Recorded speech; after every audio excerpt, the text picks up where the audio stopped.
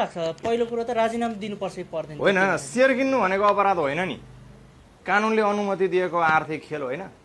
अनि कसरी उहाँ दोषी हुनुभयो भनेपछि राजीनामा दिनु पर्दैन भन्ने होइन तपाईको राजीनामा के कुराको लागि चाहिँ दिने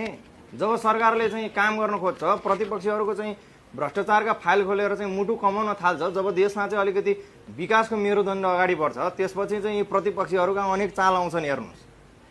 हो कि ल भन्नु न भनेपछि अहिले अब यो प्रतिपक्षीहरूको ठुला ठुला फाइल खोलिने भयो भनेपछि यिनीहरू डराएर यो मिडिया ट्रायल गरिरहेको यो मिडिया ट्रायल गरेर स्ट्यान्डबाजी गरे यदि दम र हिम्मत छ भने लु नि त लु सर्वोच्च जाऊ प्रमाण लिएर जाऊ सेयर किन्नु अपराध भन्ने हो भने सबै अपराधी भयो त त्यस भए जम्मै ती प्रतिपक्षमा बसेका नेताहरूले हिजो कमिसन चाहिँ खाए त्यहाँ चाहिँ त्यत्रो चाहिँ दलाल मचाइरहेका थिएन रोड बनाएका छन् ल चाहिँ कतिमा कमिसन दिएका छन् ल एक एक चाहिँ हेरौँ त ल त्यसो भए त जम्मैलाई चाहिँ प्रतिपक्षमा बसे आधाभन्दा बढी नेता जेल जान्छन्